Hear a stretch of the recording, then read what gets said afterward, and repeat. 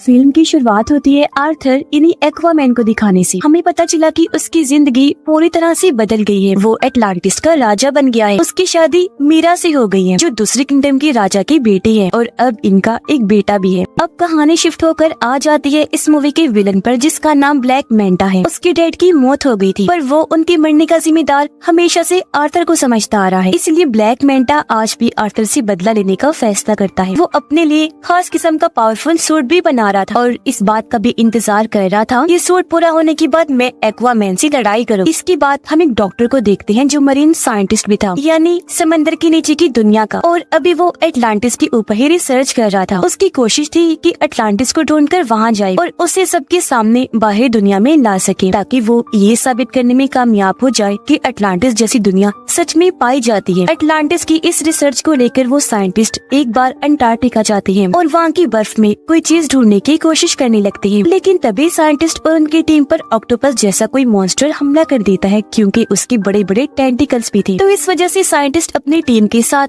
वहाँ पर फंस जाते हैं। इसीलिए वो अपने बाकी साथियों को सिग्नल भेजकर मदद मांगते हैं। तब उनकी मदद करने उनका एक साथी आ भी जाता है, यानी ब्लैक मैंटा। ये लोग मिलकर काम कर रहे थे। यहाँ आने के बाद ब्लैक मैंटा साइंटिस्ट और उनके साथियों की जान तो बचा लेता है, लेकिन वो खुद यहाँ रिसर्च करने लगता है, जिसके लिए वो बर्फ के और नीचे जाने लगा। काफी गहराई में आने के बाद उसे टूटा हुआ ब्लैक ट्राइडेंट दिखता है, और अब जैसे ब्लैक मैंटा टूटे हुए ट्राइडेंट को उठाकर जोड़ता है तो उसे इसका असली मालिक नजर आने लगता है, जिसका नाम कॉर्डेक्स था। ये काफी चालाक खतरनाक लग रहा था। वो ब्लैक मैंटा की यादों में कहता है कि तुमने क्योंकि मेरा टूटा हुआ ट्राइडेंट जोड़ दिया है, इसलिए अब तुम बहुत ताकतवर बन जाओगी, साथ ही अपने दुश्मन एक्वामैन से बदला भी ले पाओगे, और तो और हर वो चीज तुम कर सकते हो जो तुम करना चाहते हो। अब पता चला कि दुनिया की सूरत हाल काफी खराब हो गई है, क्योंकि ग्लोबल वार्मिंग इतनी बढ़ गई है कि सुनामी और सैलाब वगैरह आते रहते हैं। इस वजह से बाहरी दुनिया के साथ साथ समंदर की दुनिया में भी काफी मुश्किलात आ रही हैं, क्योंकि इस सारी सूरत हाल की वजह से समंदर के क्रिएचर्स धीरे धीरे मरते जा रहे हैं। सब कुछ देखते हुए अटलांटिस की काउंसिल्स की मीटिंग होती है, जिनमें आर्थर भी शामिल था। यहाँ आर्थर सब काउंसिल्स के सामने ये ऑफर रखता है कि हमें मिलकर बाहरी दुनिया के लोगों से बात करनी चाहिए और अपनी एडवांस टेक्नोलॉजी को उनके साथ शेयर करना चाहिए, बांटना चाहिए, ताकि इस तरह बाहरी दुनिया भी तरक्की कर सके और फिर वो हम लोगों की भी मुश्किलात को हल कर सके। पर जाहिर सी बात है, कोई भी इस बात पर राजी नहीं होता। सभी काउंसिल्स मिलकर कहते हैं कि ऐसा नहीं हो सकता। उधर ब्लैक मैंटा का सूट पूरी तरह तैयार हो गया था और अब वो ये चाह रहा था कि मैं किसी तरह अटलांटिस में घुसकर ओरिकेल्कम को चुरा लूं। अब ओरिकेल्कम अटलांटिस किंगडम में पाया जाने वाला एक तरह का मेटल है, जो बिल्कुल पेट्रोल की तरह काम करता है। इसके अलावा भी ओरिकेल्कम के बहुत फायदे हैं। तो अब ओरिकेल्कम को पाने के लिए ब्लैक मैंटा अपनी टीम के साथ अटलांटिस में घुस जाता है और वहाँ पर हमला कर देता है। अब उसकी तबाही को देखकर मीरा उसे रोकने के लिए ब्लैक मैंटा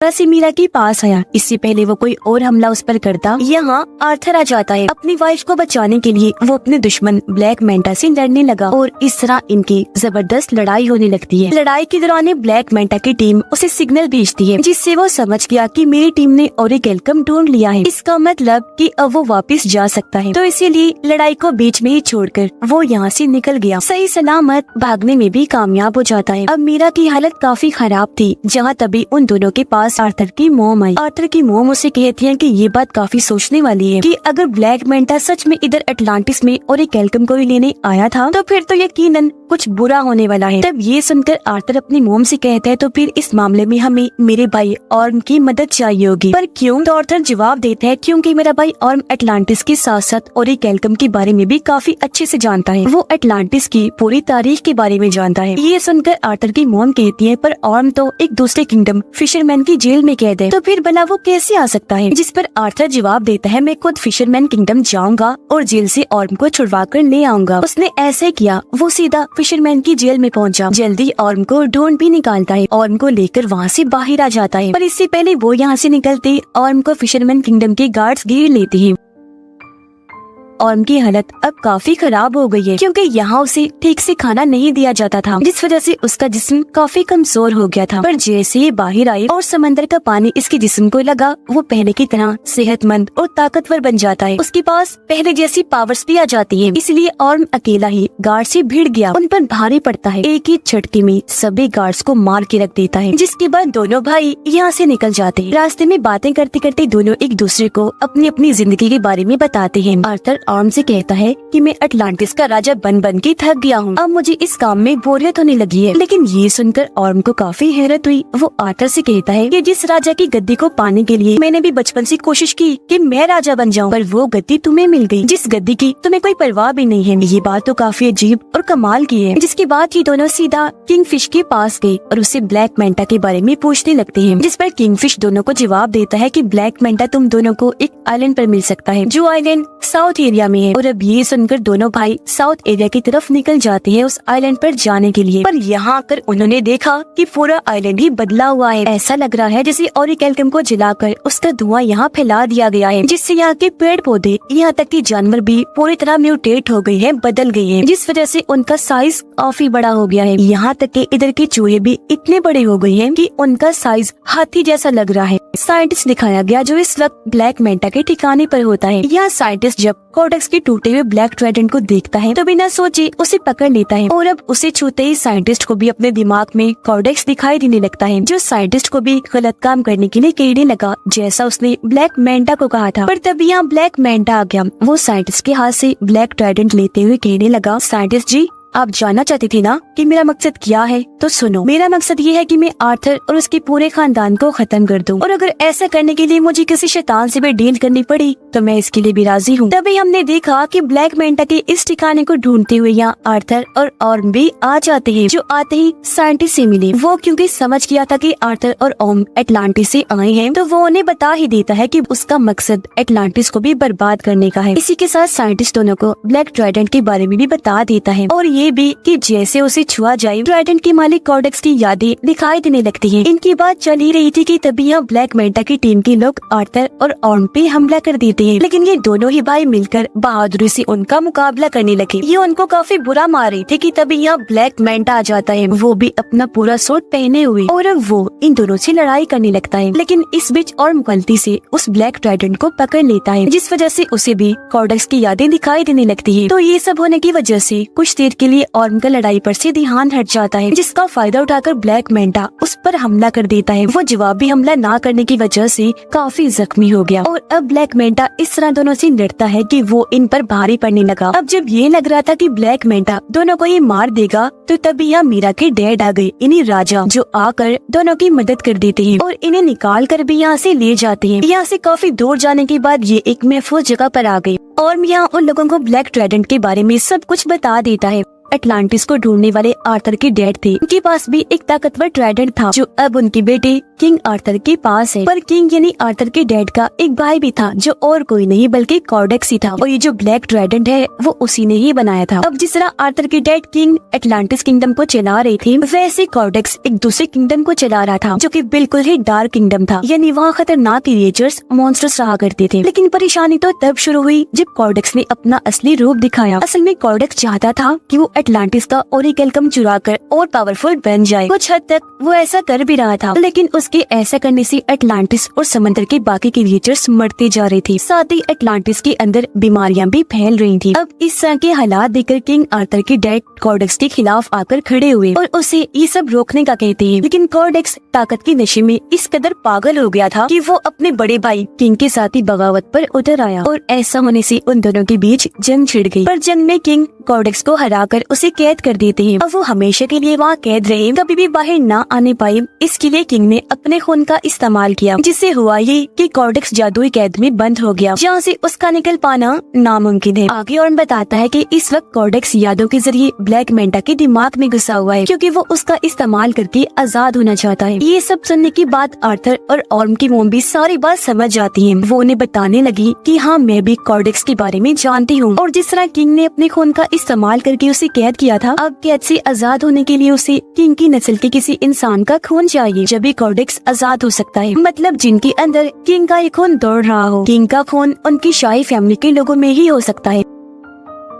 ये सब सुनकर आर्थर समझ जाता है कि मेरे बेटे की जान खतरे में है, क्योंकि जाहिर सी बात है ब्लैक मेंटा के लिए सबसे आसान टारगेट उसका बेटा ही था, जिसे वो आसानी खत्म कर सकता था। इसलिए वो फौरन अपने घर आ गया। देखता है कि वहाँ सब कुछ तबाह हो गया है, घर जल रहा है, बच्चा यहाँ से गायब है, साथ ही वहाँ एक आदमी जख्मी पड़ा है। पूछने पर आदमी बताता है कि ब्लैक मेंटा यहाँ आया था, ये सारी तबाही उसी ने ही मचाई और वही तुम्हारे बेटे को ले गया है, जिससे साफ जाहिर हो गया कि आर्थर का शक बिल्कुल ठीक था। इसीलिए अब आर्थर और ऑर्म दोनों मिलकर उसकी बेटे को बचाने के लिए जाने लगते हैं। पर उससे पहले इनकी मॉम दोनों को समझाती है कि हमेशा मेरी एक बात याद रखना कि तुम दोनों एक दूसरे के भाई हो, चाहे कुछ भी हो जाए तुम्हें एक दूसरे का साथ देना ही है। सीधा ब्लैक मेंटा के ठिकाने पर आकर वहाँ हमला कर देते हैं, लेकिन इन पर भी एक काफी बड़ा मॉन्स्टर हमला कर देता है, जिससे बाकी तो बच गए, लेकिन उसके सामने मीरा के डैड फंस जाते हैं। तब ऑर्म जाकर उनकी मदद करता है और मॉन्स्टर के जंगल से उन्हें निकाल लेता है। ये देखकर मीरा के डैड समझ गए कि जिस ऑर्म को मैं हमेशा से गलत समझ रहा था वो तो काफी अच्छा इंसान है। अंदर ब्लैक मेंटा के पास आर्थर का बेटा होता है। यहीं पर साइंटिस्ट भी था जो उस छोटे से बच्चे को देखकर बचाने का सोचता है, इसीलिए बच्चे को उठाकर यहाँ से भागने लगा। पर ब्लैक मेंटा जो उसे देख चुका था साइंटिस्ट पर हमला करके उसे जख्मी कर देता है और बच्चे को छीन लेता है। और अब जैसे ब्लैक मेंटा उसके बच्चे को मारने के लिए आगे बढ़ा, तभी यहाँ पर आर्थर आ जाता है जो उसे लड़ाई के लिए चैलेंज करता है। इनकी लड़ाई तो पहले काफी जोरदार हुई, लेकिन तभी यहाँ ब्लैक मेंटा आर्थर पर भारी पड़ने लगता है। इसकी वजह ये थी कि वो ब्लैक मेंटा नहीं बल्कि उसके अंदर कॉर्डेक्स था, क्योंकि वो पूरी तरह उस पर हावी हो गया था। पर इस बीच मौके का फायदा उठाकर मीरा अपने बच्चे को लेकर यहाँ से भाग जाती है, लेकिन तभी उसे जाते हुए ब्लैक मेंटा देख लेता है। वो अपने ब्लैक ट्राइडेंट से उस पर हमला कर देता है, लेकिन इससे पहले कि ट्राइडेंट मीरा को लगता पहले और उसे पकड़ लेता है और इस तरह उसने मीरा और उसके बच्चे की जान बचा ली। लेकिन इसका उल्टा असर भी हुआ, क्योंकि जैसे और ब्लैक ट्राइडेंट को छूता है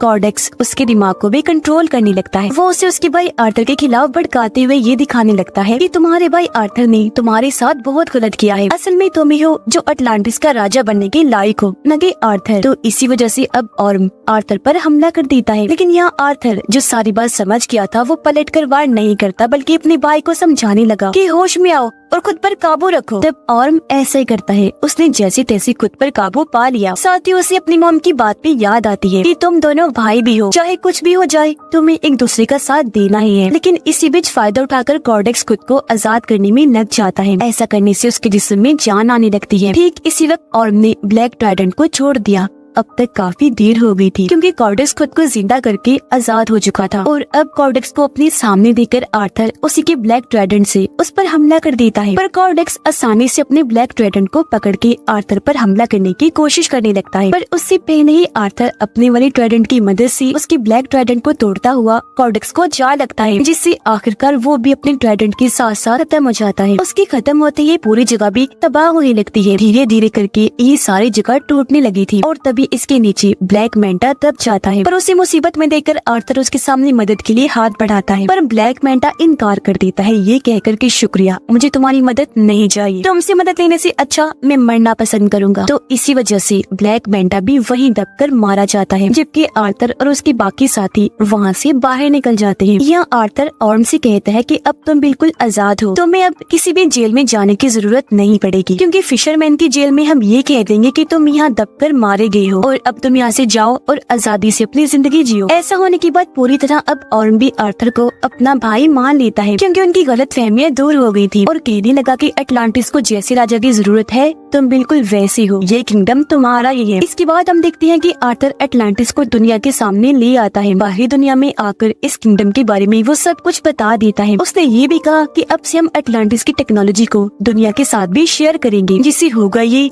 कि हम साथ में मिलकर दुनिया को मजीद और अच्छा बनाएंगे। आर्थर की जिंदगी ऐसे ही गुजर रही थी, यानी वो अटलांटिस और बाहरी दुनिया दोनों में रहता है। इस फिल्म की कहानी भी यहीं पर खत्म हो जाती है।